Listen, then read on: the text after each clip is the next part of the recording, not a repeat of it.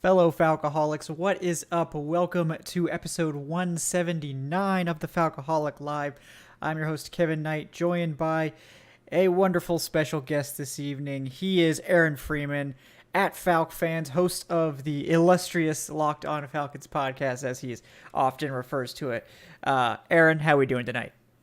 I'm doing good. I had to come up with a new nickname, and I came up with illustrious, borrowing from my guys Jesus and Miro, because I'm no longer the official host of the Falcoholic podcast. So illustrious I'll have to do. But appreciate you having me on, Kevin.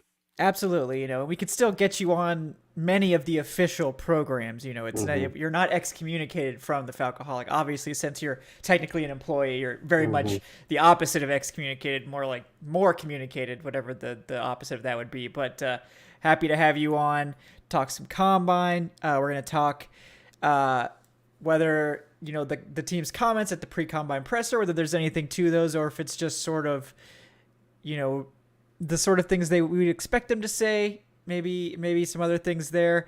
I know there were some observations that you pointed out that we'll get to. We'll also talk about, of course, the NFL Combine itself, some of the players we'll be looking for. Aaron already mentioned Kenny Pickett to me once before the show even went live, so I know we're in for some Kenny Pickett talk, probably other players as well.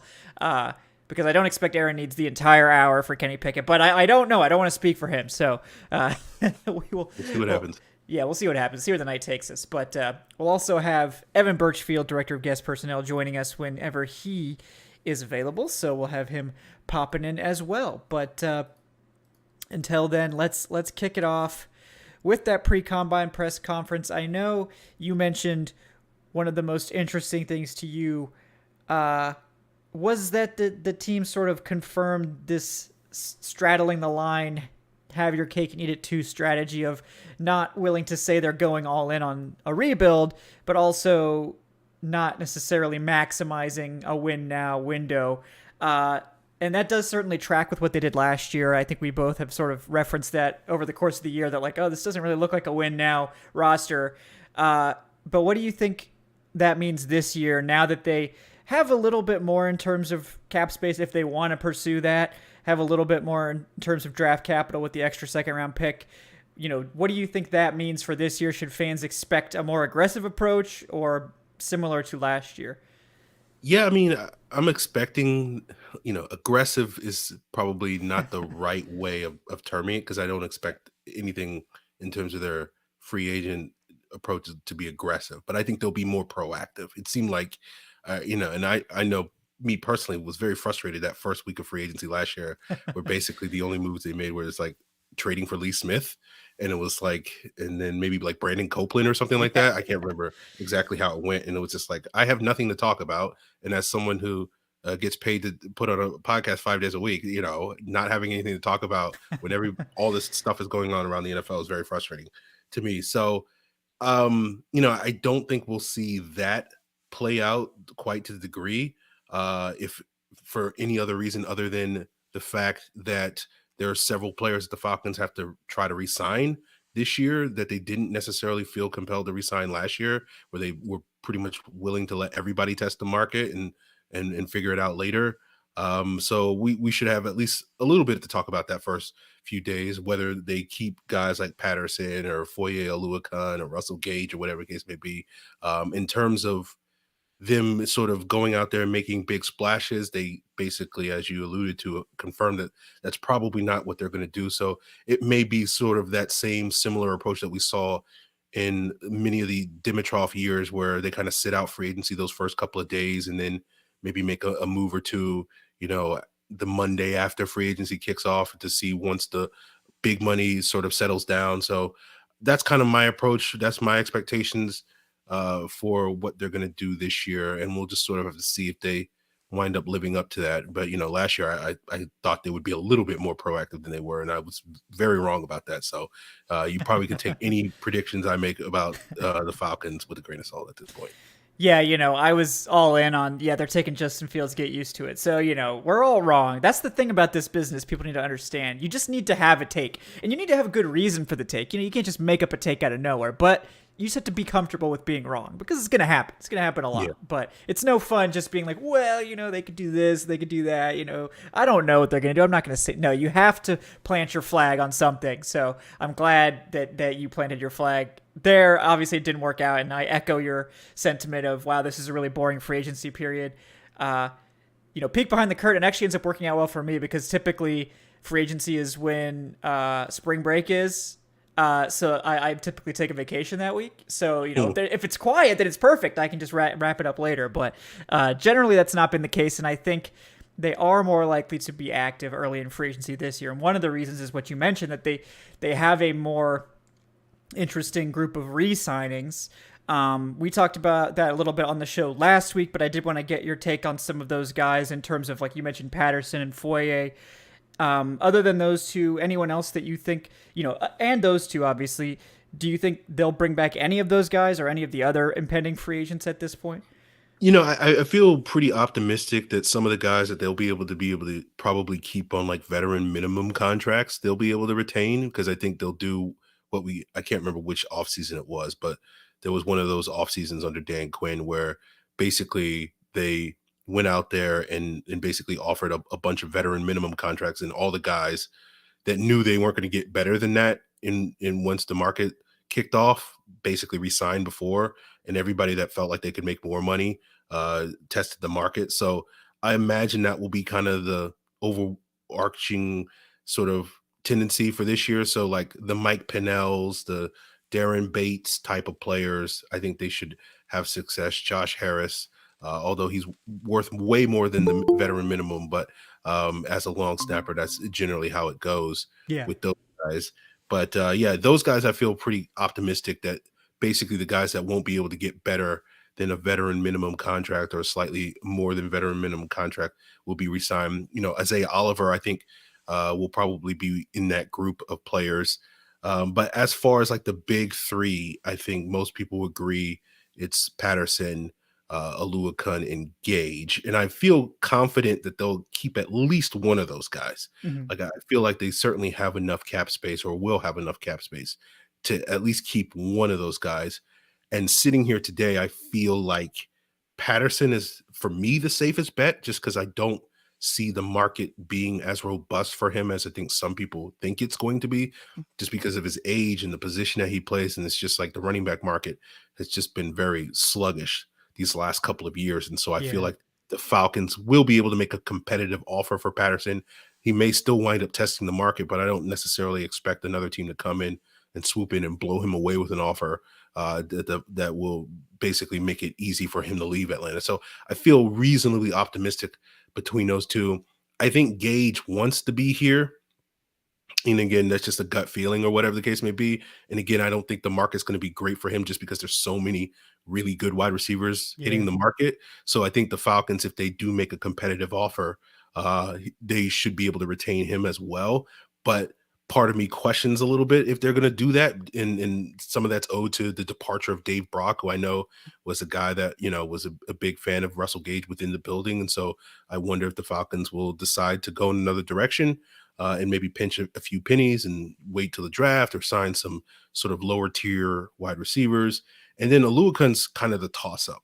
Some people have told me that they feel good about the chances of the Falcons keeping Aluakun. Right now, I feel like of this group, he's probably the one that will be probably have the most robust market on the Yeah. open market, just because I don't think the linebacker free agent group is all that great, and he's near the top of that list. And we've seen the last couple of off seasons teams willing to splurge on linebackers. So he's the guy that I probably have the least amount of confidence retaining, but I would probably argue he's the guy that I feel like is the most valuable for the Falcons to retain. And that's not a shot at Patterson by any means or Gage, because I think both of those guys certainly have their value. But I feel like though Olukun's going to be, I won't say he's not going to be the hardest guy to replace, because I think there are options for the Falcons in free agency in the draft to replace him. But it is one of those things where I feel like in terms of paying a guy, like I feel like he makes the most sense to pay, just because of the core value that he brings to your defense, being that middle linebacker or whatever the case may be, and Yeah. you want to reward those types of guys. So to me, it makes more sense to prioritize him, but at the same time, it's probably going to be the most expensive of these 3 deals, and so it's understandable that it may be hard for the Falcons to keep him. Yeah, I agree there. I mean, I think he's the one that they'll probably put out the most money for in terms of their offer. But it really just depends on what the other offers are, because I think they'll make him a very good offer. Like, I expect them to offer him at least 8 million per, but he could get offers more than that. I mean, he could get offers at over 10. Like, the linebacker market isn't great. We've seen the linebacker market sort of oscillate between people kind of grossly overpaying for guys. Like, CJ Mosley got 20 million per, something nuts, a couple years ago, and it hasn't always been that good for the linebackers, so it could go up and down, but we'll see. I would definitely like to have Foye back. I think he's their most important defensive free agent, certainly. On offense, I sort of agree. Like, I think Russell Gage showed enough to, especially when he started to play more on the outside, that he could have a role in an Arthur Smith offense. He really came on strong towards the end of the year. But, if he did play really well in the slot previously. I don't think the slot is necessarily a spot that Arthur Smith prioritizes in his offense, but so it would be hard to justify, I think, paying like premium if you think Gage is going to go back to the slot if you draft another receiver or something like that. But I think he's certain for continuity's sake, especially if they can't bring back Patterson. It's like you kind of would probably like to bring back Gage, but I don't know. I feel like the price might be too much there. We'll see. And then in terms of the other guys, yeah, it's really sort of a crapshoot. But I did want to bring in Evan Birchfield as well. Evan joins us. He's on Twitter at Evan Birchfield. Evan, we're talking about re-signing some of the free agents. I know we talked about it last week's show too, but are there any guys that you feel really strongly that the Falcons should or will bring back at this point? I mean, I could see a lot of them going either way, as Aaron was saying. I think the obvious ones are more like Josh Harris, Younghoe Koo. To me, those are guys like you have to keep.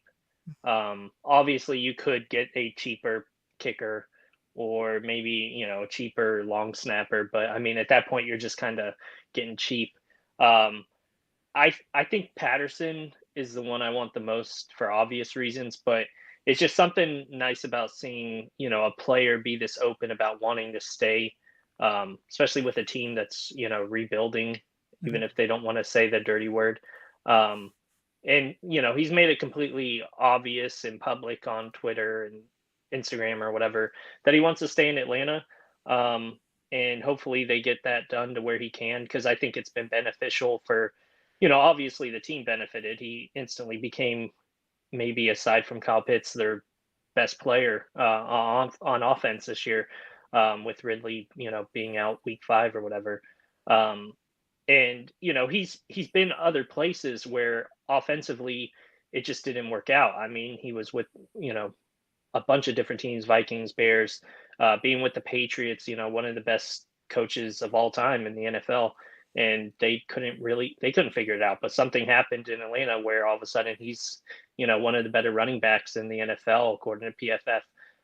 So hopefully, in my opinion, Cordero Patterson's the big one that I'd love to see stay. Obviously, like Foye Luke, and I'd love to see too. But when you lead the league in tackles, and as Aaron mentioned, the linebacker free agency group isn't the best in the world. So, I mean, teams may look at that and say, well, he's, really good at tackling, I guess. So we'll pay him this much more than the Falcons are willing to give. Yeah.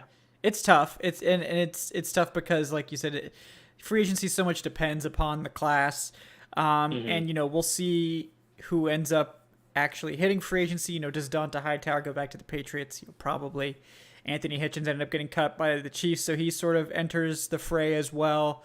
But other than that, I mean, it's not a tremendous class. I know you've got like both of the Titans linebackers and Jayon Brown and Rashaan Evans are free agents. Maybe one of those could potentially be, an Oluokun replacement if he ends up going elsewhere. But it's not a great, inspiring class otherwise. So it would be tough to replace that. Yeah. We kind of touched on it last week too, but as Aaron was saying, I think Russell Gage is important because literally like the whole receiving core is a free agent. And then, assuming Ridley's gone, like it's going to be, I mean, there's going to be nobody aside from like Austin Trammell or whatever, and Right. some practice squad guys. Like Frank literally Darby, okay, everyone. yeah. Yeah, right. Did he? I know he suited up for like a game or two, but like I don't. Did he even catch a pass? I think he He had Like like caught 2 one pass. targets. Yeah. one pass. I think he played 14 snaps on offense this year. Yes. Right. So So you're like telling you me can't there's a really. chance. Right. You can't really say Matt Ryan's comfortable with him. Yeah. I mean, it reminds me of like something in Madden where it's like you release everyone and just sign a bunch of free agents as your receivers because that's kind of what they'd have to do, assuming all these guys go out. So I mean, they're not the most important, but I am interested to see if they bring like Christian Blake back. He's somebody who's been around, but like obviously this is a new regime and he was already kind of on the roster. So is he a priority? Right. Probably not, but like he's one of those signings that he could be pretty cheap. But Russell Gage being the big one, because I mean he finished strong, like there for a while, and you can't really blame him. It's not like he came in the season expecting to be wide receiver one for the Falcons. But there towards the end, it's like he hit a different like gear or something, which that's either going to get him paid elsewhere, or hopefully he'll be back in Atlanta Yeah. and get keep growing as a player. So Yeah, we'll see. We'll see. And the other wide receivers, they're all free agents, as you mentioned. I think Tajay Sharp is someone that makes sense to bring back. Obviously, Alameda Zaccheaus could make a lot of sense too as depth guys. But again, none of those are like guys that led the Falcons in targets or anything. So those are right. pieces of the puzzle, but they need to add a lot more than that. So we'll see. We'll see who ends up coming back there. Right as I was about to bring it up, guys. Yeah, if you have pressing questions, anything that you need us to answer, you can donate at the link in the show description. The link is streamlabs.com/Falcoholic. You can also like and subscribe if you're so inclined. Those metrics really help us out. So thank you guys so much for doing that. And also, while I have your attention, check out the Patreon page, patreon.com/Falcoholic Live, for an opportunity to get some exclusive content, exclusive perks, and support the show on a monthly basis. Thanks, guys. We really appreciate that. Speaking of, we got Ethan Scotia. I believe I didn't butcher that. So, Ethan, you can let me know with the $5 tip. Thank you so much, Ethan. He says, there's talk about Jordan Love getting traded if Aaron Rodgers stays in Green Bay. As a Love supporter myself, the backlash he gets is horrible. I'd love using our Tennessee second rounder for him. Thoughts? I would never trade that sort of pick for Jordan Love. And it's not that he can't turn into a good quarterback still. The concern for me is that when a guy's getting that much buzz about being traded and hasn't, like, they drafted Jordan Love specifically so they can move on from the headache that is Aaron Rodgers and save money and all that stuff. And obviously, I don't think they were expecting Jordan Love to be as good as Aaron Rodgers. I think that would have been really foolish to expect that from any quarterback prospect, to be honest. But they were hoping probably that he was at least like a starting caliber quarterback, and he's clearly not at this point. He was always sort of a toolsy project sort of guy, so I mean, there's obviously hope that he could do better, but he hasn't shown anything, in my opinion, especially not enough to demand a second-round pick. Now, if the Falcons want to trade like a day 3 pick for him, and they really like him or whatever, I mean, sure. I just don't know. Like, I'd rather just stick with Felipe Franks at that point and see what he's got. That's another project guy that also hasn't proven anything in the NFL, and he's free. He's on the roster right now at an undrafted salary. So that's my opinion. But do either of you guys have opinions about Jordan Love coming over here via trade?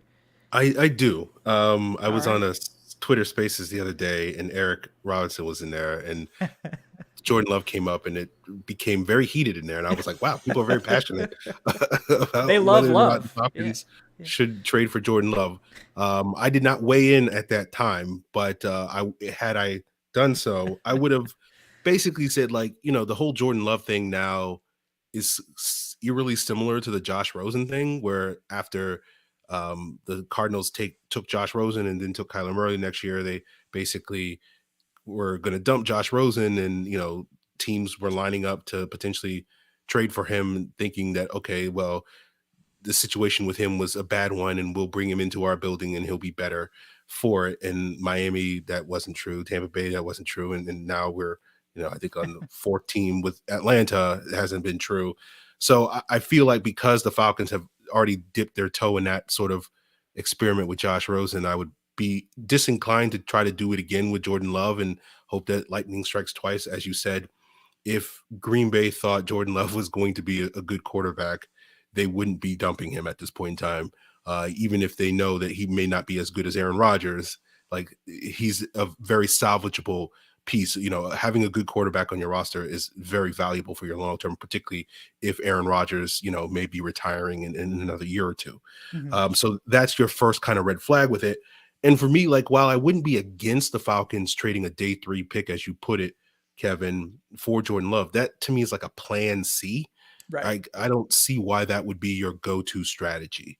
Like, I understand from some people's perspective, it means you give up less for him, which is more advantageous than, say, using a first round pick or a second round pick this year, next year, or whenever for a quarterback.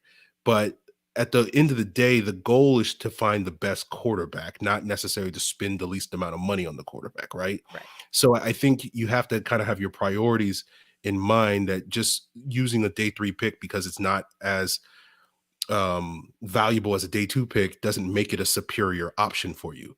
Not to mention, Jordan Love now has 2 years left on his contract, and after this upcoming season, the team that acquires him would have to decide to give him his 5th-year option, and barring him coming out and playing really lights out this season for whatever team, and if that was Atlanta, we would not expect that, because we fully expect Matt Ryan to be the starter in week 1 and then in week 18 as well. You know, you're going to decline that 5th-year option. And so therefore 2023 would be Jordan Love's final year of his contract. Mm-hmm. And then you would have to make another decision again. You would give him like 1 year. Like, the best case scenario is he starts for you in 2023, and then you decide to pay him in 2024.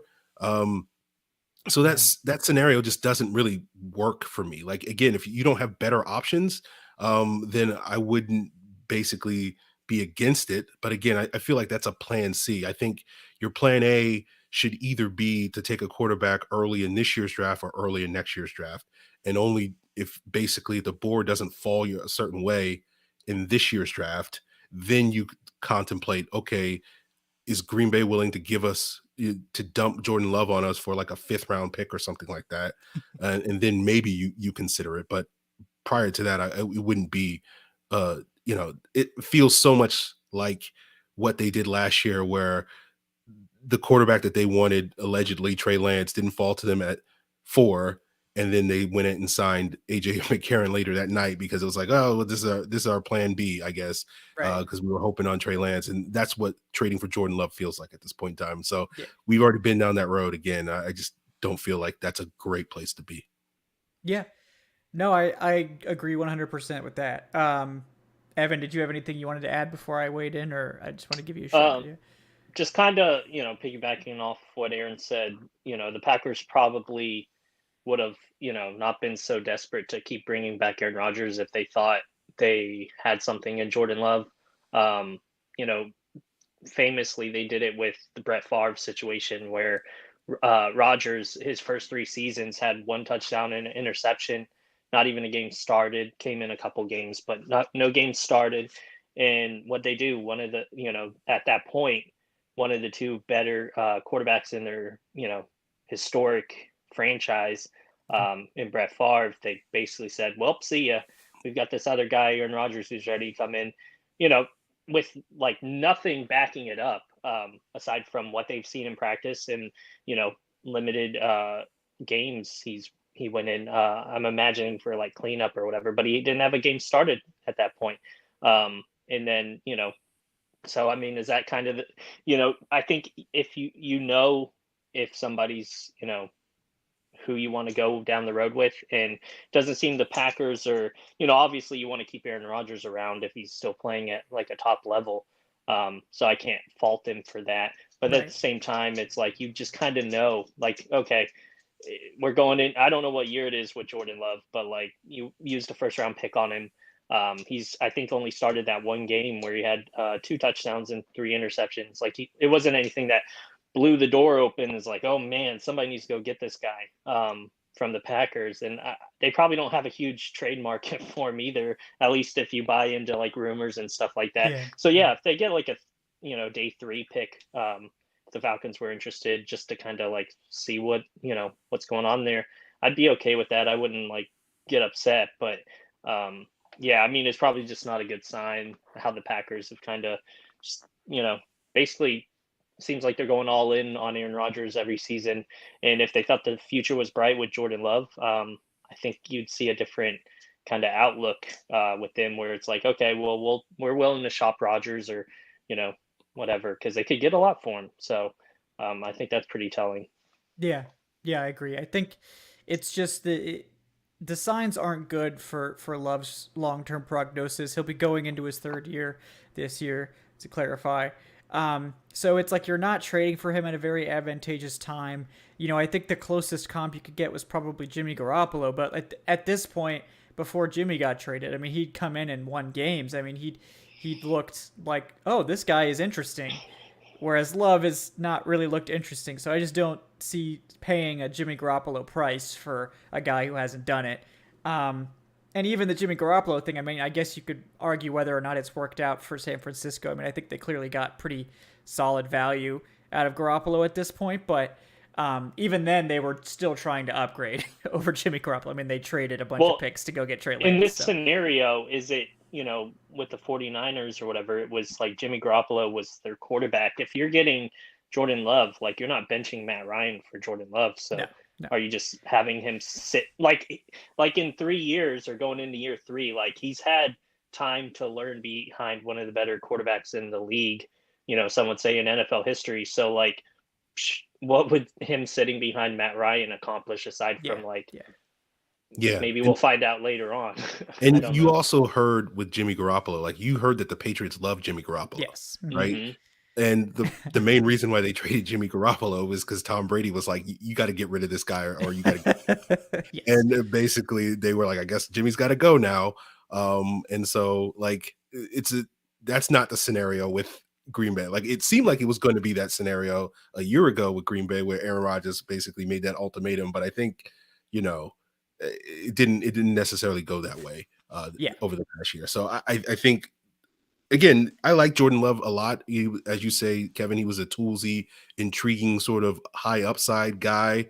And so like he's the type of player that, a couple years down the road, maybe you kick the tires on or something like that. You bring him to camp or whatever the case may be. But right now that feels like such a back burner decision rather than something that you would be like, oh yeah, this is a viable option for the Falcons to find, a potential heir apparent for Matt Ryan, which is, I think going to be a core issue that they're going to have to try to address, whether they successfully address that this offseason, but something that they're going to have to do. And again, as I said, it feels like such a plan C or plan D type of move.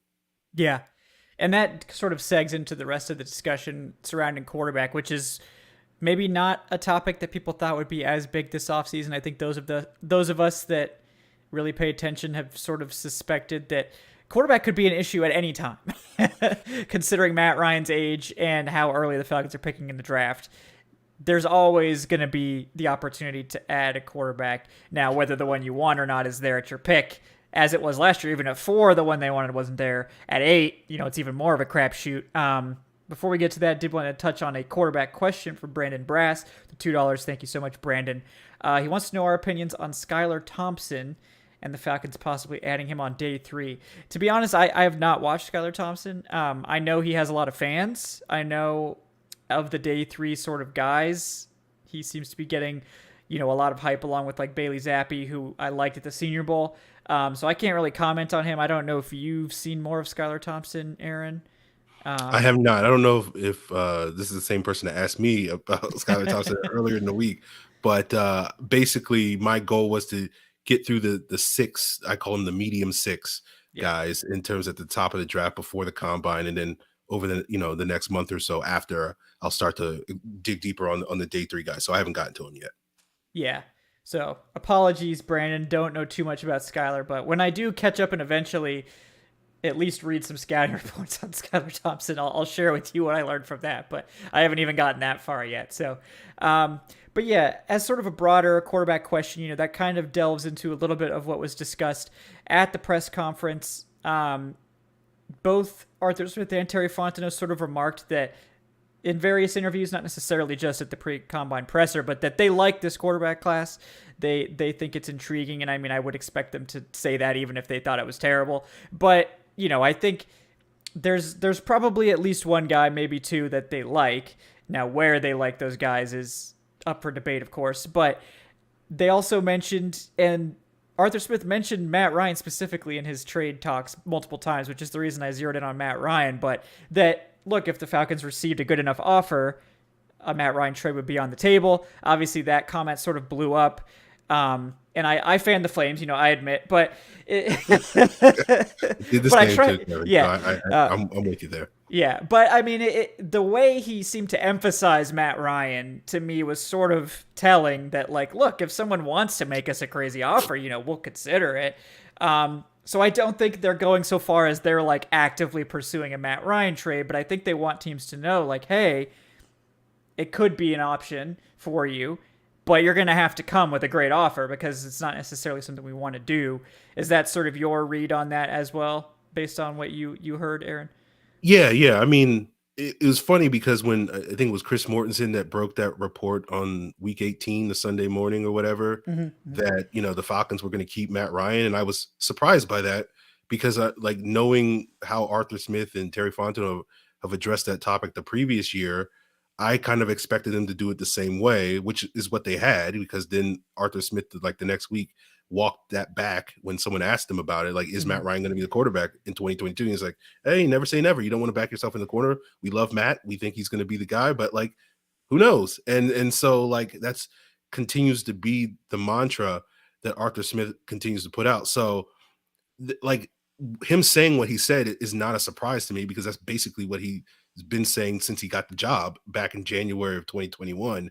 And so I think that's the situation. Like I sit here with like 98% confidence that Matt Ryan is going to be a Falcon in 2022. Yes, and that 2% is just basically like if Thor, the god of thunder, comes down from the heavens and does some craziness with Mercedes-Benz Stadium, then maybe in that circumstance, maybe Matt Ryan is caught in the rubble or something. I don't know. So like, I feel like it's a pretty safe bet to say that Matt Ryan is going to be back, but because this offseason is so interesting with the quarterback conversation, where because of the perception that this is going to be a weak quarterback class, and in previous off seasons when we've seen that, teams have been very aggressive in March to sort of secure veteran quarterbacks. That's part of the reason why you're hearing all this buzz about, hey, people are excited about Mitch Trubisky, because basically people are like, we got to, if we need to upgrade a quarterback, and there's a whole bunch of teams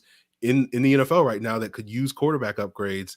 And coaches are on hot seats, GMs are on hot seats, so they're not going to wait till 2023 and it's going to be a better class then, and we'll figure it out then.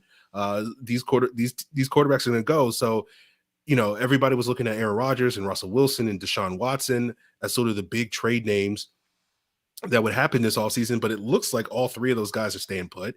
Yep. And then you have the recent report with Jimmy Garoppolo, who is probably going to be the fourth guy on that list. Apparently he's going to be hurt all offseason long. He'll be ready by training camp, but basically if you trade for Jimmy Garoppolo, you're not going to be able to see him until training camp. So that lowers his trade value.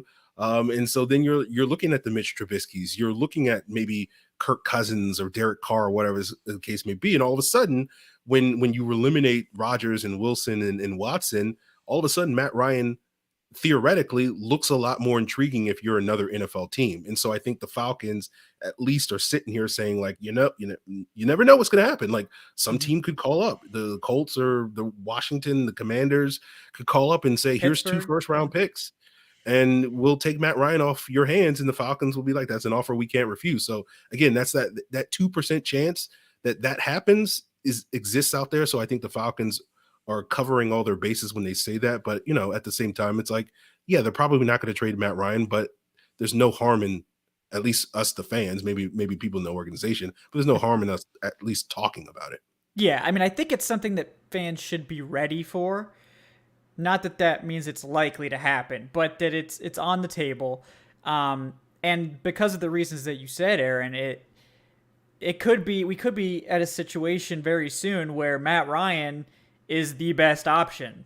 And like, I think if you were a team that's trying to win a Super Bowl this year, and Russell Wilson and Aaron Rodgers and Deshaun Watson are not available, I don't think there's a better option than Matt Ryan that's probably available. I mean, I think, with Kirk Cousins, maybe some people would prefer Cousins because he's a little bit younger. Garoppolo, I think Garoppolo's intriguing too, but with Garoppolo, my pause, and I think the pause of some teams would be like, he's in the best possible situation in San Francisco with Kyle Shanahan, and he can't get that team over the top. So, do we really think we're going to bring him in and he's going to be better than he was in San Fran? So I feel like if you're going out there trading multiple firsts for a veteran, Garoppolo is not someone you really want. I think people could sort of squint and say, like, I think Kirk Cousins could be better on our team. But I think I know some fans of the Falcons and other teams think Matt Ryan is not good, but I think executives and coaches know that Matt Ryan is good. And I think teams know that he was on an awful situation last year, and that, Ryan typically takes a little bit of time to acclimate. But if a team, I just think that they know Ryan's good and how good he can be if he goes to a situation that's sort of ready for him, like has a good offensive line, has a good running game to take some pressure off, has good weapons. Basically, if he goes to a good offense that just needs a quarterback, I don't think it's out of the question that he's a top 10 guy, and we've seen in the right situation, Matt Ryan can be an MVP. Now at 37, is he still going to be an MVP? Probably not. But do you need an MVP to win the Super Bowl? No. You don't, but you still have to have, but obviously it's easier, but you're not really going to get an MVP via trade in March. It's just not going to happen. You're not going to get an MVP via trade almost any time. Like, no one, teams are out there saying like, oh, well, we're going to trade for Josh. Like, no one's, the Bills aren't trading Josh Allen. You could offer them 10 first round picks and they wouldn't trade Josh Allen. Like, it's not going to happen. So there's like a ceiling on what teams they can reasonably get in terms of a trade. And I think Matt Ryan is pretty much the highest that's going to be out there this year. Now, whether that ends in a deal or not, I don't know. And honestly, I don't know if the Falcons will even agree to a trade before the draft, because I sort of feel like they might want to make sure they've got their guy in the building before they agree to trade Ryan. But, I mean, who knows? It's going to be interesting. I guess we'll see. We'll see how it plays out. But, Evan, did you have any opinion on all of the Matt Ryan trade possibilities? I mean, there's a lot, but yeah, what's your take on that? Not really, because it just seems like, it's the same thing every week. Like, not a whole lot's actually changing. It's just that people's narratives are changing based on the quotes or whatever. I think I agree with Aaron. I think it's like 98% he'll be back, and people will be upset about that, but I mean, he's the best option for the team. Yeah, the team has a lot of holes and stuff like that, but why create another one? Just, and a massive one at that.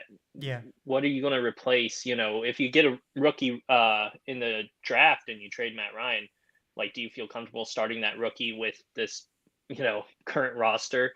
Because the offensive line is probably not going to get dramatically better during this off season. Like, they may improve a little, but, people forget. Ideal scenarios are like what Matt Ryan walked into in 2008, where, that team was set up for a rookie quarterback to be able to at least not get destroyed, with having like Michael Turner literally run the ball to death. The offensive line wasn't terrible. And you see how big of an impact that had on his career, where if he came in and the offensive line was what we had, this past year, it could have been we've seen quarterback careers go sideways just because of the offensive line play and them being forced out there way too early. So yeah, I mean, I'm hoping Ryan comes back. I mean, I'm pretty confident he's going to come back, but yeah, I mean, if they get like a really good offer, I mean, they're going to entertain it. None of us run NFL teams, so it's hard to imagine, but think of like everyone plays fantasy football, like, unless you have Cooper Kupp or something, even then you probably would be like open to offers. You're never going to say, don't send me any offers. Right. But it's just, there's a difference between listening to offers and being eager to trade somebody. Some teams have been eager to trade people, and that's fine, but I don't think the team's eager to trade Matt Ryan. But yeah, they'd be stupid not to listen to what's out there. because the market's only getting better, as you said, with like Aaron Rodgers. Sounds like he's definitely going back to Green Bay. Russell Wilson probably staying put. Um, you know, all of a sudden, if the competition is like Kirk Cousins, it's like, I mean, that market's pretty good for Matt Ryan. So if they get some crazy offers, you got to listen to it. That's business. That's business, exactly. And this is my conspiracy theory. In the Falcoholic chat was that the Falcons really, they don't move Ryan in March, and maybe they're eyeing sort of a post draft trade the whole time because, like I said, I don't think they want to trade Ryan if they don't have a succession plan in place. And just being like, just going into the draft at 8 and being like, yeah, we're going to take a quarterback at 8. I don't think that's good enough. Like, I think they want to make sure the guy that they want is on the roster before they move Matt. And they're sort of thinking, we'll listen to offers. We'll sort of let teams like, yeah, Matt Ryan might be available. We'll see. You need to blow us away. Say the Falcons, get Malik Willis or, Aaron's son, Kenny Pickett at 8. And I'll definitely give Aaron, time to talk about Pickett because I know he's one of Pickett's biggest fans, and I don't know all that much about Pickett, so I'm interested to hear what he has to say there. But, say they get one of these top quarterbacks or they get Desmond Ridder later, whether that's with a later first-round pick or in the second round if he does happen to fall, which is seeming kind of unlikely now, but we'll see. So then they have their succession plan.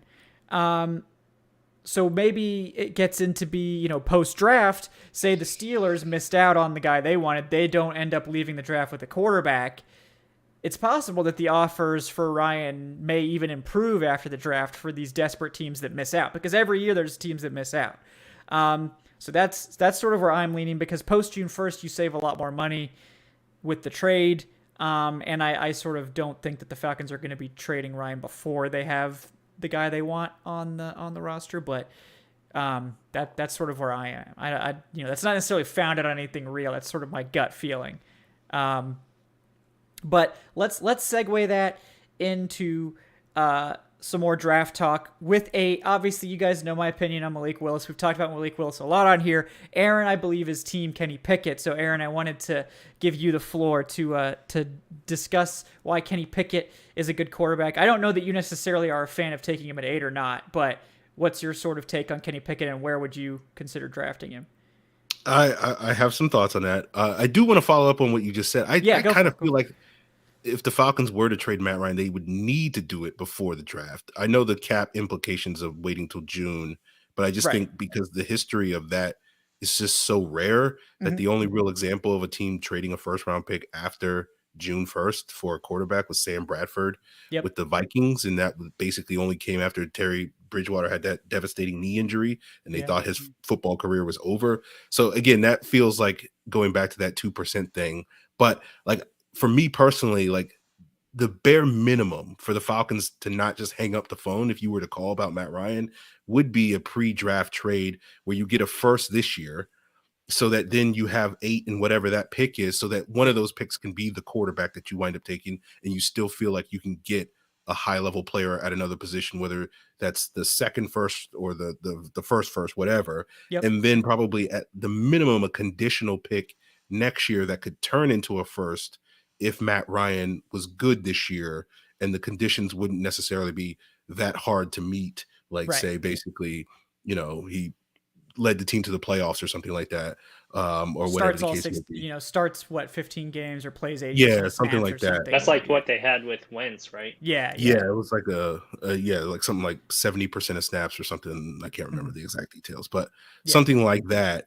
And then, so therefore, even if you take the quarterback this year and you throw that rookie to the wolves or go out there and sign a veteran or whatever the case may be to be your bridge, you still have the option next year that if you feel like, okay, now we can get our guy because there's a better quarterback class or whatever, you had the ammunition of at least 2 first-round picks to be able to trade up to get that guy and be in a position. So like, that's to me the only circumstance where I could see the Falcons realistically entertaining a trade of Matt Ryan, but I'll let you guys, you can talk about that, or if you want my thoughts on Pickett in this quarterback class, I can get into that.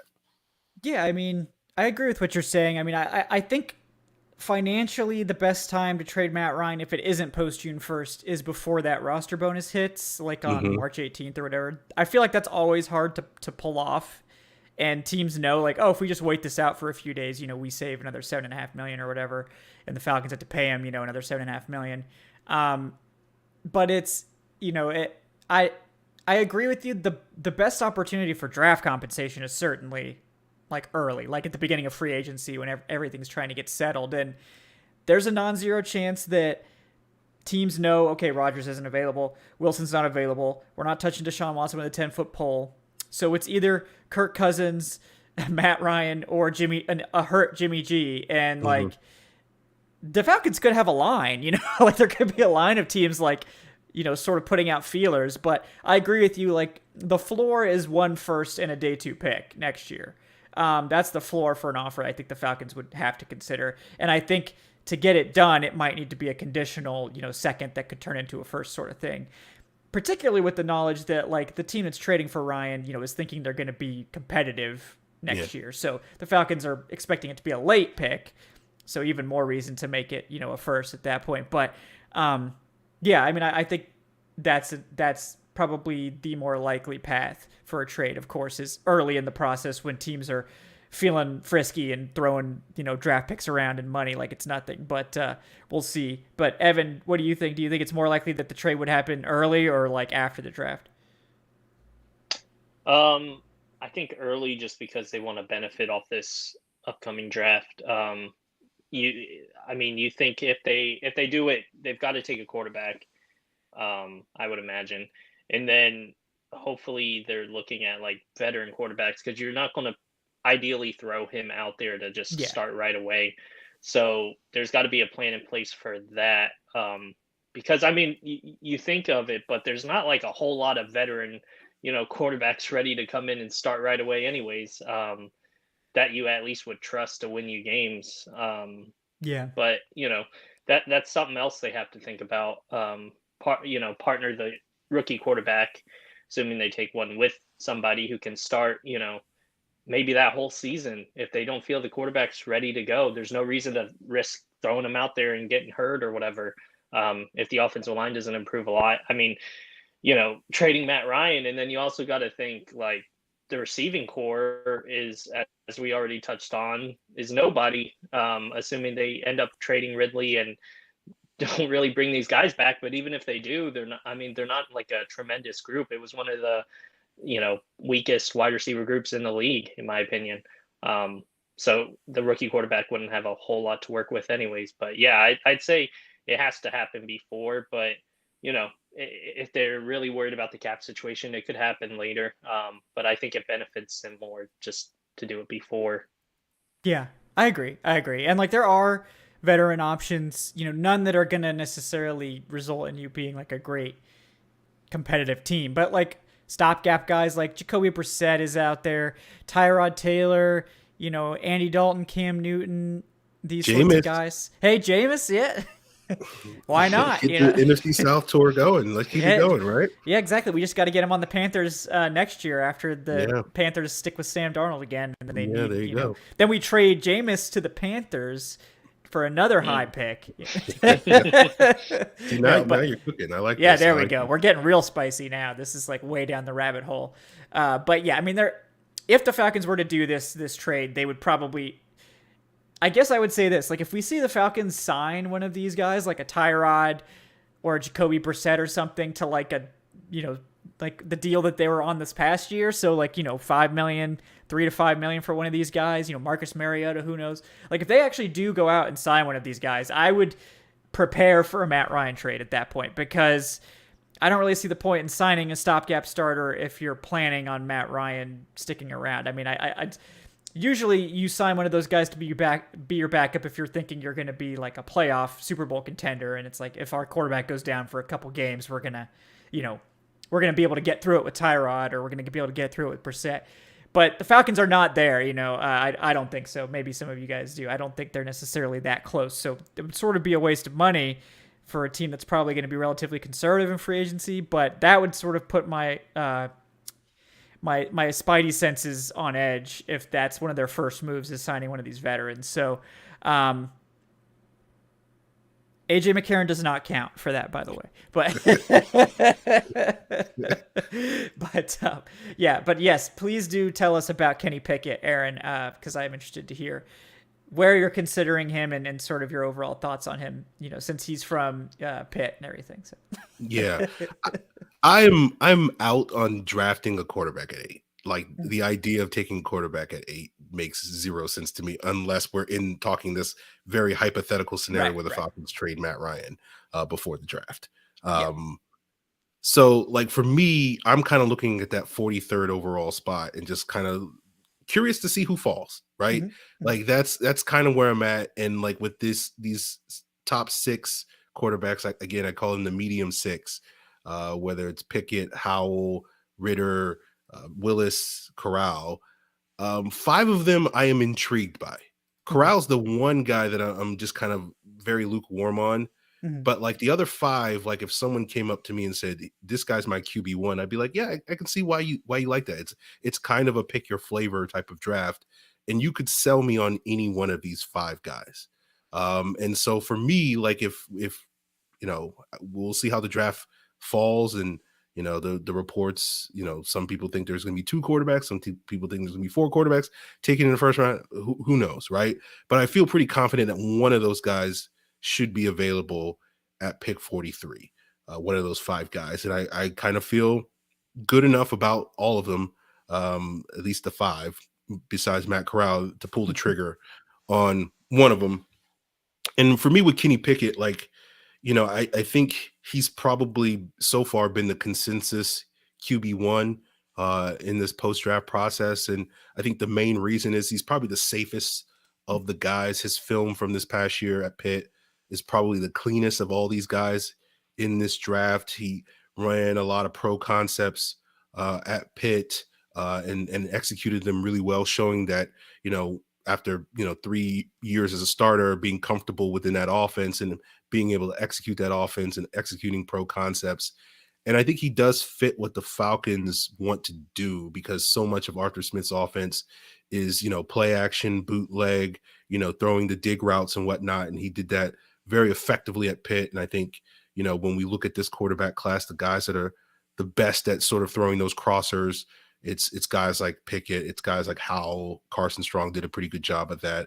And Ritter as well did that. But I think you can argue that Pickett probably does that the best, throwing some of these dig routes that Arthur Smith loves to run. It's just nothing but dig in his offense. And I think Kenny Pickett does that really well. So when you hear all the talk about Pickett being QB1 and, he has a connection to Carolina because Matt Rule recruited him and he originally committed to Temple when Matt Rule was the coach there.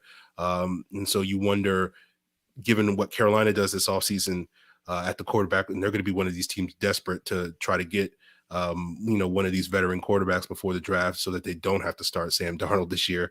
We'll see what happens with them. But if they don't take Pickett at 6, you could, because of the arm strength concerns that were raised at the Senior Bowl, like you imagine Pittsburgh is not going to necessarily pull the trigger. I know he played at Pitt, and so the idea that he can't play in Pittsburgh doesn't make sense because he played at Pitt. But like, again, I can't give you specifics because I've been in and out of watching Pitt games these last couple of years, but I know there were a couple of sort of bad weather games that he did not perform particularly well in. So you do wonder, certainly at the NFL level, if he plays in a northern environment, will he have struggles with that due to the hand size and due to the arm strength concerns? Obviously in Atlanta, you're not necessarily worried about that too much, given that how many games he's going to play indoors here. So that is not as big a concern with Pickett for the Falcons specifically as it would be for other teams. But basically it gets to the point that if Carolina doesn't want him, then, it's hard for me to find a ideal place for Pickett, because I feel like certain other teams like the Saints and the Steelers may prefer a guy like Malik Willis or somebody else in this draft class. And so you could see a guy like Pickett fall into day 2. And if he's there at pick 43, again, he may not be the sexiest pick, but he's smart, accurate.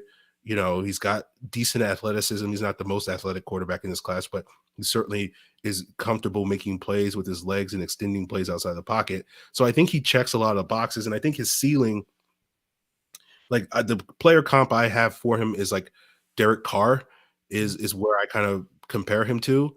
For Falcon fans that don't watch that much Raiders football, like I think his ceiling is kind of reminiscent to me of early Matt Ryan, not necessarily peak Matt Ryan, but just like the early years of Matt Ryan, where if you have a good running game around him and you have weapons for him to throw to, he can execute your offense and manage the games. Again, that's not going to be a guy that's going to win you championships, but I think really at this point in time, moving forward for the Falcons, our strategy is more just like build up the roster and just get a guy that can go out there and win you games, more so than necessarily, hitting the home run on finding the next Josh Allen or finding the next Patrick Mahomes. Again, obviously that's ideal, but I think the odds that we know that those players are relatively rare in the NFL. And so I think any Falcon fans that's expecting that to be the ultimate outcome for where the Falcons go for their post Matt Ryan era, I think you're probably biting off a little bit more than you can chew. Probably the wrong metaphor there, but like I think your expectations are probably a little out of whack. Again, you can hope for it. Obviously, we're all hoping to draft the next one of those guys, but more than likely you're going to wind up with a Ryan Tannehill, a Kirk Cousins, a Derek Carr type of player, and you just kind of hope that the quality of the roster around him is good enough to keep you consistently competitive. And I think Kenny Pickett checks that box probably better than other guys. But if you're looking for a guy that's going to, put the team on his back and go out there and win you football games, that's probably not him. But I don't necessarily know if there's another guy in this draft class that's really that type of player either. Yeah, it's tough because I think like Pickett, if you had to go out and win games this year, which is why I think he's going to Carolina. I don't care what they're saying at the combine. I think he's a Carolina Panther because otherwise Matt Rule's basically just giving up his job because they ain't winning shit with Sam Darnold at the helm. But I think Pickett makes a lot of sense if you need someone to start right away because I think he is pro ready and I think he'll be a good starter. But like you said, he's not Josh Allen, he's not Mahomes. He's never going to be that sort of ceiling. You don't need that player to compete in the NFL. But if you don't have that player, you're always going to be sort of imagining what it would be like if you did have that player. Yeah. And that's why I'm a fan of Malik Willis, and you guys know that. Because he does, I think, have the best potential of anyone to become that type of player. Now, what are the chances of that happening?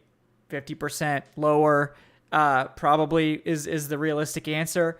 But I feel like with Matt Ryan at the helm, you might as well take a shot on going after a special quarterback as opposed to going after a Kenny Pickett, which is like if I want that level of play, I might as well just ride Matt Ryan for 3-4 more years. Because and Pickett's sort of ceiling will continue to get higher, and surpass Matt Ryan at some point, probably in the next 2-3 years. But, if I'm drafting someone this year, I feel like Pickett's best situation is going somewhere where he's going to start right away. That's where you're going to get the best value out of him, getting him on that rookie contract and that sort of thing. So, like, that's why I'm a fan of Willis and Desmond Ridder, later.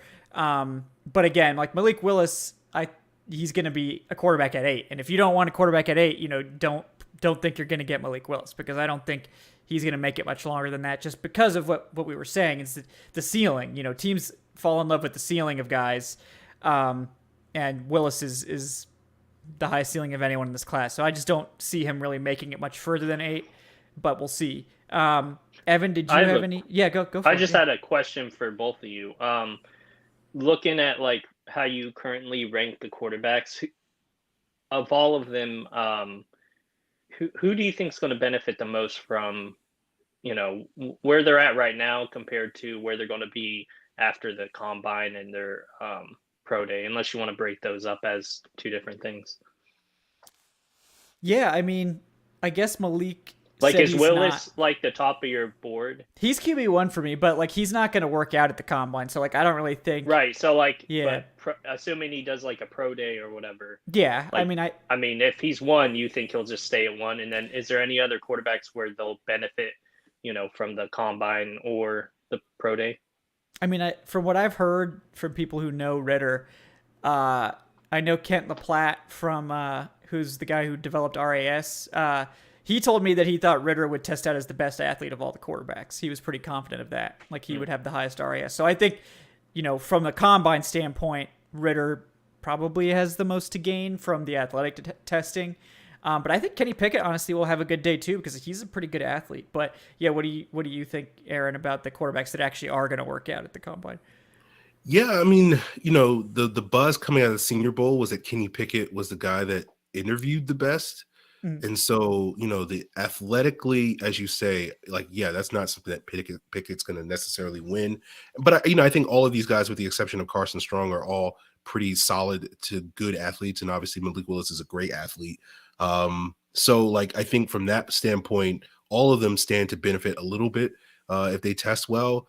But, with the combine, so much of it goes on behind closed doors with those interviews that really sort of get people, particularly with this quarterback position, in terms of their juices flowing and whatnot. So because the early buzz is that's where a guy like Pickett is going to win you over, like I do think he'll probably benefit from this process, but just may not do so for all of us out there who are watching on television and are paying attention to the numbers and whatnot. So we'll just sort of have to see how that goes.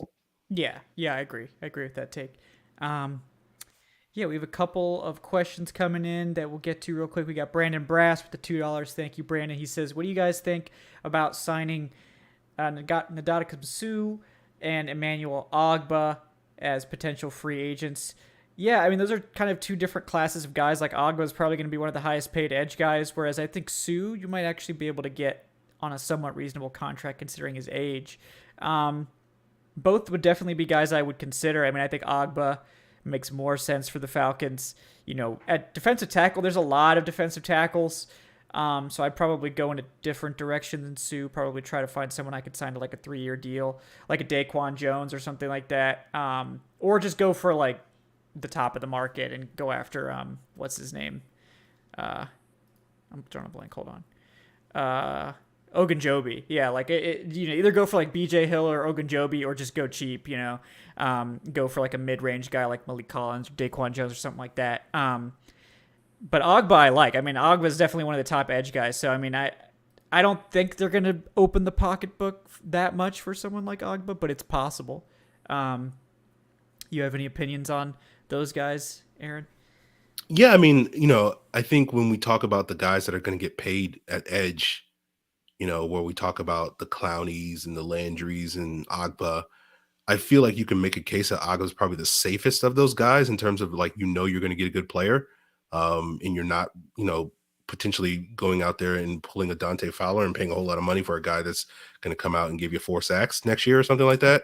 But at the same time, like you also know Ogbah is probably not going to come out to Atlanta and give you 15 sacks or anything. So he can get you like 8-9 sacks or whatever. I think that's what he had this year in Miami. And you can trust that he's going to give you that, but probably not a whole lot more, not a whole lot less. So it makes sense to pay him. But at the same time, I'm with you, Kevin. It doesn't seem like that's the plan. And we've been down that road before with Dante Fowler. Again, I think Ogbah is probably a much safer bet than Fowler is at that point in time. As for Suh, he's old at this point. Like the time to sign Ndamukong Suh was like 3 years ago. And it's been a conversation the many times he's hit the open market over the last 4 or 5 years. Like, should the Falcons bring in Suh? And like in previous instances, I would have been like, yeah, he's a good player. But now it's just kind of like, outside of that one game where he was beasting our offensive line, like he didn't really do much this past year. Yeah. So like, I feel like he's on the verge of retirement. So I'm like, there's got to be like 12 better options than Ndamukong Suh at this point in time in his career. So that's where I'm at with that. Yep, that's fair. Did you have any takes on either of those guys, Evan? Not really. I think you guys summed it up. Gotcha. All right. So Corey Carter is here with the $5. Thank you, Corey. He says, this YouTube broadcast is officially illustrious. Also, he asks, who are your top running back, or I guess he says first running back and first wide receiver you would take for the Falcons. So I guess he's asking probably in terms of like where we would start considering taking guys in the draft.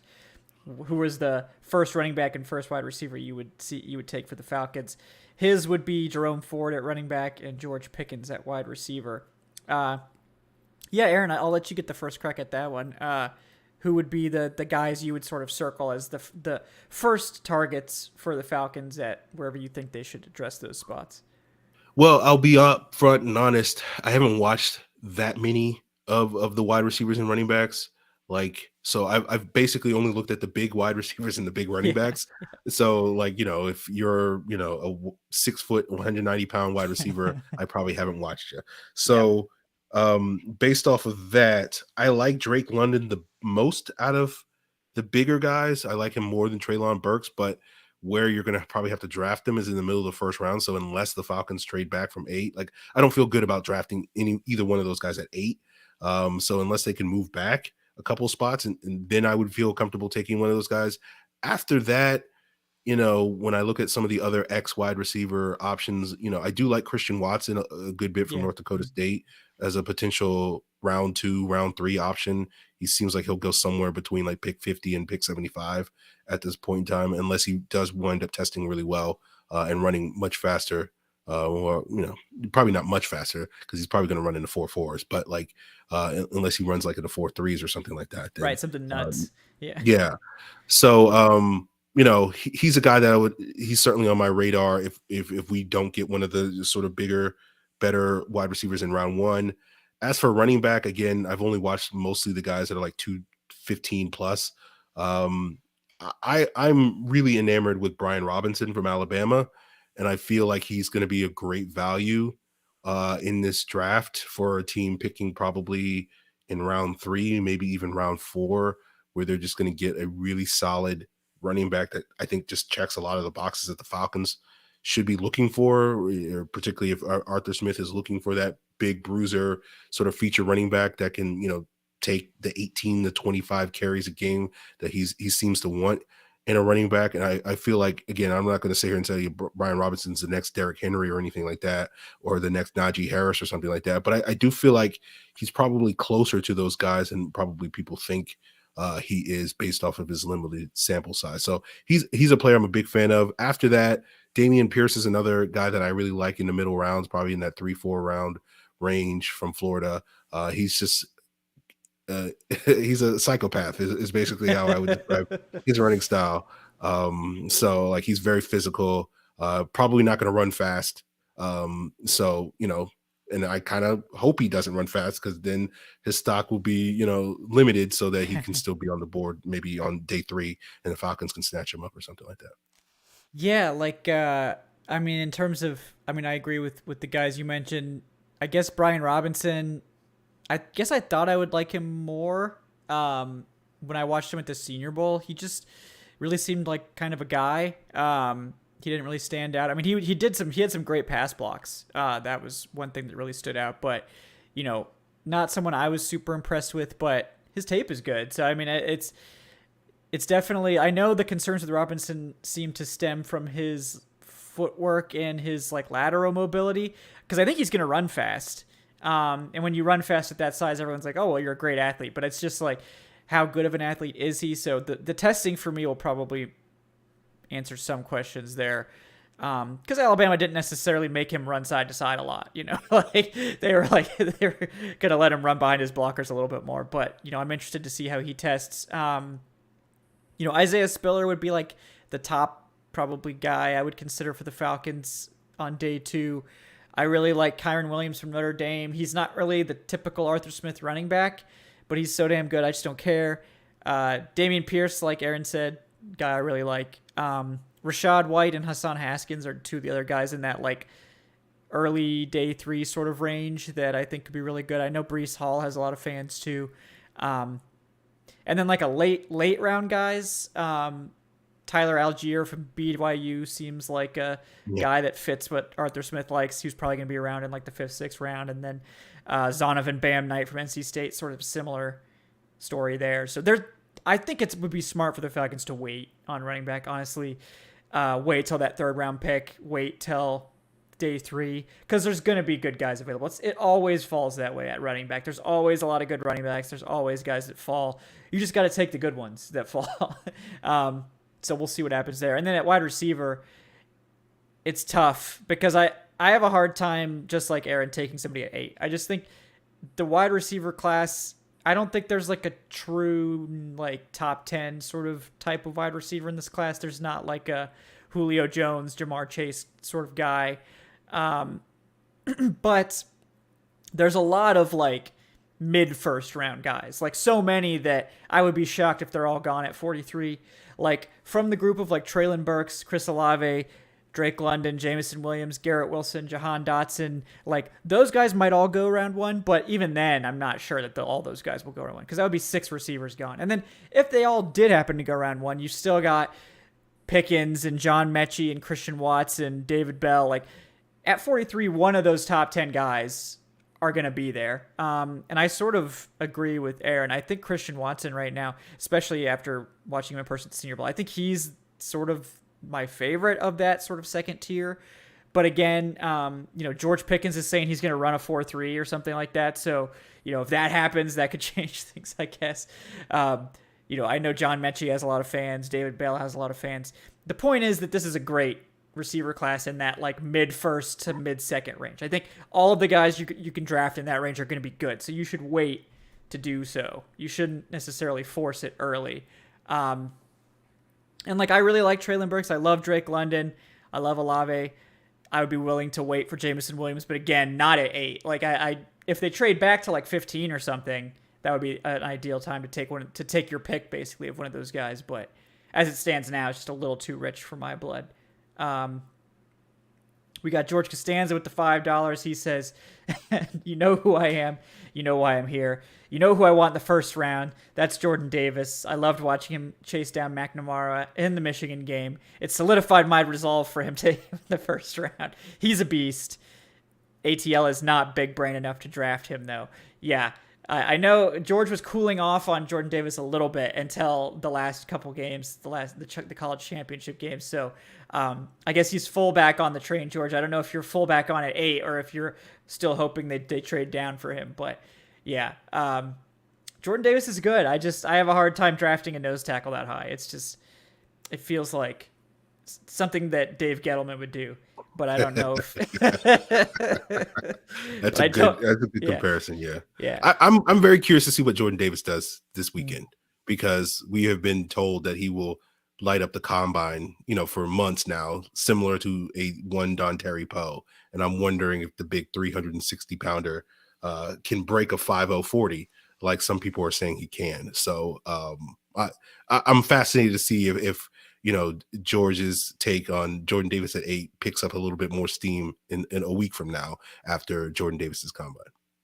Yeah, because I think if you're wanting to draft Jordan Davis at 8, and if the Falcons were to do so, it would be because they think that he's more than a nose tackle. Like they think that this is a really special defensive lineman that we think has pass rushing upside. And my guess would be if they do take him that high, they're going to ask him to slim down, to the 330 range, only 330 pounds probably, and be like, we're going to ask you to rush the passer more. We're going to ask you to get faster, not just play zero tech and, take on two gap all the time. Like we're going to have you play, various positions, and we're going to have you play some on third down, and we're going to have you overwhelm that poor center that has no business ever blocking Jordan Davis.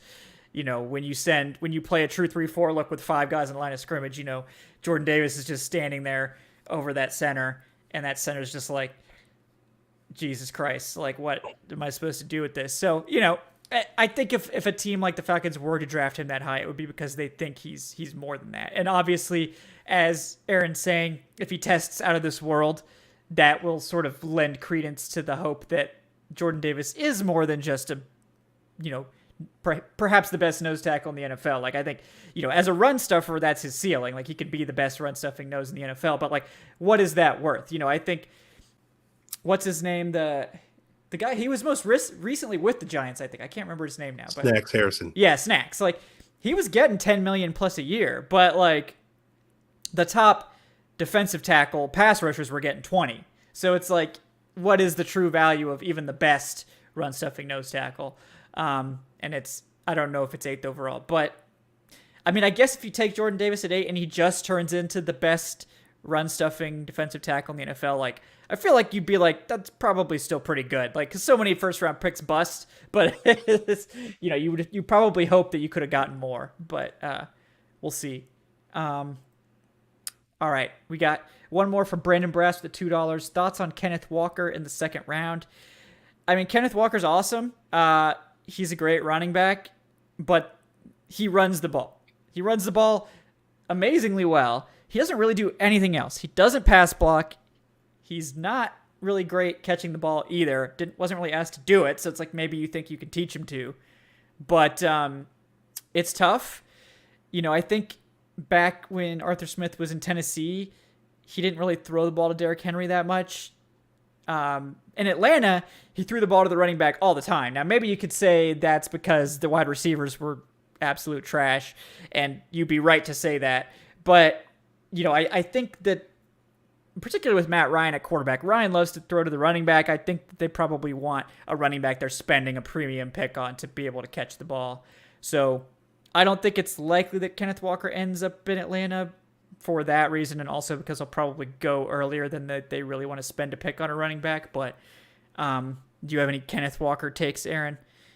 I haven't watched again because basically anybody who's under 215 pounds, I'm like, get ignore. Away from me. Yeah. But I what little I've seen of Kenneth Walker, I like. But I'm with you. I just feel like this draft class at running back is so deep with the type of running backs that the Falcons like, or should like, at least theoretically, those bigger bruising running backs, that you're going to be able to get guys later in the draft. And so therefore use those early round picks on other premium positions that are also more pressing needs or whatever. And, it also will depend on what happens with Patterson and Davis. Like in a world where the Falcons can't keep Patterson and cut Mike Davis, then, maybe we will be looking at taking a running back in round 2 as a little bit more of a priority. But if we're assuming that at least one of those guys is going to be back in Atlanta this year, I feel like you're essentially just getting a guy that's going to be part of the rotation that you hope, whether it's this year, next year, or whatever, can be the sort of the lead guy in that rotation. But you're not getting, you're not finding a Nick Chubb. You're not finding a Derrick Henry in this draft class. You can maybe get a poor man's version of those guys, but, I don't look at Kenneth Walker as like, oh, he's definitely on that level. And so if he's not on that level, then I don't feel great about taking a running back that early. Yeah, I agree. Yeah, Evan, did you have any takes on running backs in the draft? Where I know you maybe don't know specifically which one you like, but yeah, I don't know if you think it should be a day not 2 really. need. I mean, I've heard of the Breece Hall and stuff. I mean, I guess it depends. How high you're going to take them. A lot of that's based on what happens with Cordero Patterson. If he comes back, I mean, obviously you don't have a huge need at running back, even though I'm sure they'd like to take one later on. But if he doesn't, I mean, Quadri Allison, I guess, is still on the roster. Like, who's going to be the top running back? I've never been a big believer in taking running backs early anyways. I just don't think the value's there. Obviously not in the first round, but second round, if it's a can't miss. But I think it's increasingly becoming a position where it's just getting pushed back further and further. So, I mean, if it's like the earliest I touch running backs, like probably the third round, fourth round. And, if you really believe in one of these guys, definitely go get them. But the value's just not been there. I mean, you're already seeing like the Giants have Saquon Barkley, who was one of the best talents in recent years, draft prospect wise, who's on the trade block. And that doesn't mean he sucks, but it's just they're not going to change the, I guess, direction of your franchise. It's just a position that's, unfortunately not been that important overall. But yeah, I think it depends on, obviously Patterson coming back. He comes back. You're looking a little further down. You don't have to reach for a running back or anything like that. But yeah, I mean, I just know a couple of the guys. I'm not a big draft guy, so I mean, I follow it, but I'm not a draft expert like you two. Well, thanks for the expert moniker. I we'll will accept that. And yeah, I mean that. I didn't mean that sarcastically. No, I know. Yeah, it's very serious. Okay. Yeah. We're very serious scouts here at the Falcoholic. Yes. Yeah. All right, we got one buzzer beater question here. Last one for Brandon Brass, the $2. Offensive tackle Bernard Raymond. What do you think about him if we were to trade back in the first round? I mean, I would be hoping he would be there in the second round or later. I mean, not that I mean, Bernard Raymond's good, but he's one of the biggest projects, I would say, at offensive tackle. I mean, his length isn't tremendous. It's sort of baseline. He is an awesome athlete. He's legit 6'6", 310, 315. I mean, former tight end. I think he gained like 70 pounds over the past 2 years. So like I really like Raymond, but he's not a first round pick in my opinion. He would be like a day 2 guy, but in terms of like day 2 offensive tackles for the Falcons, he would certainly be high on the list for me because I think he fits what they like to do in terms of the athleticism and all that. But he would be someone that's probably going to ride the bench this year. Like, I think he needs a year probably. I mean, he could be your swing tackle, but I think that McGarry's comfortably beating him out in camp, I would imagine. Do you have any Bernhard Raymond takes, Aaron? I watched the tackles like way back in maybe like early January or whatever, and I watched him and I was like, yeah, he's good, Yeah. But I didn't really necessarily feel like, oh yeah, this guy's definitely coming in and beating out Caleb McGarry for a starting spot right away. And then I haven't watched him since, but like from what I understand, his Senior Bowl was just okay. Yeah, he was fine. And isn't he kind of older, right? Isn't he like 27 or something? I don't know if that age is accurate, but like he's up there in age to the point where similar to kind of McGarry coming in and Ryan Schrader and whatnot. So like, is he gonna? I don't know his age or whatever, but like I remember hearing somebody talk about it, where like he may not be a guy that you're gonna pay a second contract to because he's gonna be a little bit older than most guys when they hit free agency. So I don't know. It just feels like, yeah, like again, I'm not gonna be upset at the Falcons for addressing their offensive line at any point in the draft, but I feel like it probably wouldn't necessarily get me excited is basically what I would say if they drafted him, whether that's round 1 or early round 2 or whatever the case may be. I don't know. It's hard for me to look at this tackle class. There are good tackles in this class, but once you get past like the top 4 guys, it just feels like a lot of projects, which is fine. But like, I don't know if I'm willing to jump into bed with another project, I guess. Yeah. It's like I feel like they could possibly swing it because they have Caleb McGarry for 1 more year. Like they could afford to take a swing at a more projecty guy than they could if they needed him to start right away. That's why I love Daniel Falele. But it looks like Raymond's like 25 maybe. So he's definitely an older rookie. Okay. So that's 25 is still pretty old for a rookie. But yeah, after like standing next to Daniel Falele in Mobile, I was like, yeah, draft this guy at 8. Like he looks as thin as I do. Yeah. I feel like he's in that Jordan Davis boat where he's gonna have to lose some weight. Yes, honestly, he carried it super well. Like I had no idea that man was 380 pounds. But he moves well for 380 or 387 or whatever he was. Whatever, he measured in it. Yeah, I feel like he'd be so much better if he was like 347 or something like that. Right. Yeah, especially if if he's coming to Atlanta to play in the wide zone, like they're gonna ask him probably to cut some of that. But he's such a good athlete at 380. I don't know. His ceiling is just absolutely nuts. So like I have no idea. He could go in the top 15 or he could go in like the late second. So I just have no idea. But at 43, pull the trigger, Arthur Smith. Don't be a coward. I mean, I don't know how you could possibly be bad if you're 6'8" and like 380 pounds. Like, I feel like you just put your arms out. Like, he has like 37-inch arms. Like, you just put your arms out. Like, just make the arc to the quarterback long. That's all you got to do. But pretty much. Yeah. That's all you have to do, guys, to play offensive tackle in the NFL. You just put your arms out.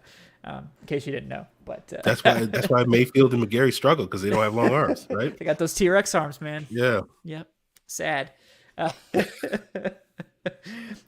George Costanza. Okay, this is the last one though, guys, because we've already kept our guests too long. But George with the $5 says definitely still on the Davis train. I think he's the guy in this draft. Doesn't look like anyone else. It's like Pitts. You just have to trust your eyes, see that he's an absolute beast in the trenches. He also likes Karlaftis if he were to be available, but he thinks that Davis would make the edges better.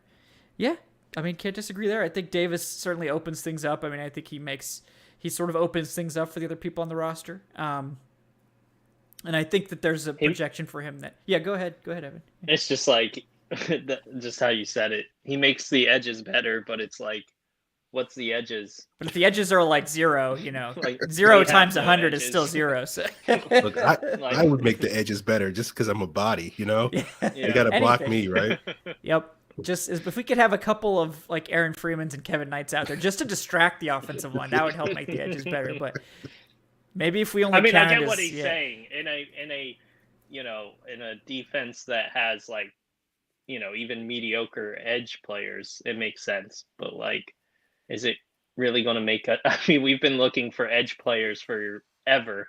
We just got rid of one that, a lot of people were hoping was going to be like a great edge player, or at least okay. I mean, for me, that's always. I mean, I feel like that's yearly though. We're looking for, an edge guy, whether it's in the draft or free agency, and it just isn't coming. So, I mean, for me, that's still my focus. And heading into the draft is like, I'd love for them to get a edge guy. Probably won't happen just because it rarely does. But yeah, I mean, the Jordan Davis thing, it makes sense. It just, I don't think it makes sense for the Falcons, at least not immediately. Maybe down the road, they're able to get edge players that, having Jordan Davis and Grady Jarrett, that works well. But like, I think he would be ideal for a team that's, has talented edge players. Yep. Yeah. I feel your pain, Evan, on that, because going back to 2004, basically, if you asked me every year going into the draft, I'm like, I want a pass rusher or I want an offensive lineman. Pretty much every draft for the Falcons, like, give me one of those guys, give me some trench guys. And I think most people will agree, like, if you're able to just pluck who you want, it's, even the people watching, it's probably an edge guy or an offensive lineman. Will we end up with one of those? Probably not. But I mean, yeah, I love, like, I don't want it to be taken as Jordan Davis slander because I think he's really good, but he's one of the few players I'm actually like familiar with. But I just think it's not going to move the needle, I guess, for the Falcons, just because their needs, are much greater at other positions, and that speaks volumes of how big those holes are at other positions. That having Jordan Davis in the center is like, okay, but it's not making us a whole lot better. Yeah.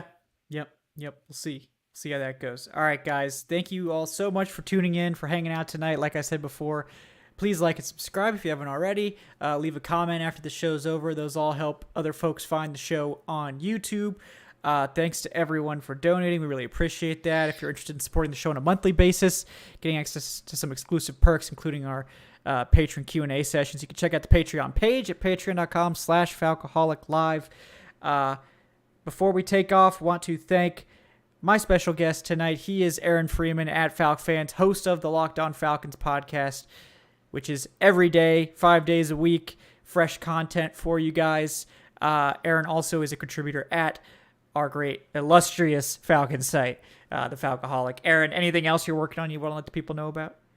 No, if people are, on their phones or on their computers watching YouTube, there is a episode of Locked On Falcons that just dropped at 9:00. It's probably wrapping up as we speak, talking about the Falcons possibly taking a quarterback, combine tests for edge players, how the 3-cone is kind of critical to that success, and as well as not putting too much stock in hearing all the reports of the various players that the Falcons are interviewing at the combine, given how this regime is probably doing their best to put up as many smoke screens as possible because they refuse to give us any nugget of information about anything. And tomorrow's episode, or Friday's episode, I should say, on the audio version in the YouTube on Thursday night, will be sort of me going through my free agent wish list on offense, at least. So that's the plan for Locked On Falcons. So go check it out on all the same podcast platforms that you can find Falcoholic Live, as well as on YouTube. Absolutely, guys. Check that out. Also, as Aaron reminded you, they have a video show over there as well. I'd like to say, following in my footsteps, but no, I remember you were doing video on PFC like years ago, years before I even did this. So, getting 12 views. Yeah. Oh, man. Look, you got to start somewhere, right? Yeah, pretty much. And I was one of them. Yeah. Evan was, giving us understand, mailbag questions every single week because we had it was nothing else to like talk crack about. to me. I was like, oh man, it's that time of the week again. Got to send some questions. Yeah. Evan's a true saint. He's a helpful to all kinds of shows out Yes. there. Without Evan supporting us, I don't think any of us would be in the positions that we are in right now. Well, Yes. you guys said it. Yes, I strong agree. Evan Birchfield at Evan Birchfield on the Twitter, director of guest personnel and provider of mailbag questions. Evan, I know we were working on some guests this week. We're definitely going to have some guests coming up that I know fans will be excited about. But anything else you're working on you want to let the people know about? No, I'm pretty much useless during draft season, so just go to falcoholic.com. Follow the Falcoholic, _Falcoholic on Instagram and Facebook and on Twitter, obviously. And then just go to falcoholic.com. There's a ton of good content. These two guys have, great stuff on the falcoholic.com currently, and I'm sure there'll be more to come. That's all I got to plug. Cool. Yeah. I'm useless during draft season, so I mean, Evan, you need to get out there, grind the film, okay? I know. The season takes too much of a toll on me. I'm just like, I want to enjoy like a month or two. I don't blame you. You should avoid the siren's call of draft season as best you can, because once it gets its claws in you, there's just no amount of work you could ever do that would be enough. Because there's always another prospect to watch, so you just have to be very careful about that. I mean, like, I enjoy it; it's fun and stuff. It's just I'm not a draft expert. I leave that to you guys, and you're doing a great job anyway, so you don't need me. Yes, all right. Well, we need to frame that. We'll put it up.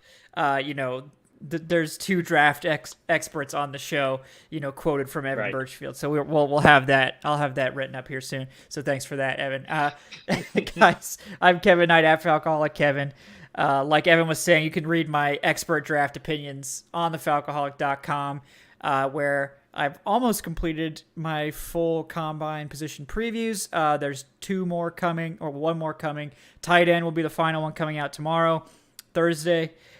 Today was center and guard, offensive tackle before that. All the defensive ones are already done, so if you haven't checked those out, want to get primed before the combine starts tomorrow, Thursday. That first groups will be quarterback, wide receiver, and tight end.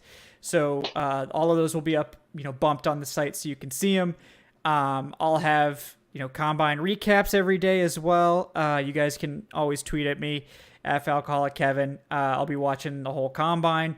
I'm hoping the coverage is mostly drills and not just endless prattling, but good luck with that. Yeah, I'm not hopeful, I guess we'll say. So, but yeah, guys, again, thanks so much for tuning in. We will be back next Wednesday for a combine recap, all that good stuff, at 8 p.m. as always. So until then, guys, enjoy the combine this weekend. Enjoy everything else you guys got going on, and we will talk to you next week. Have a great night, folks.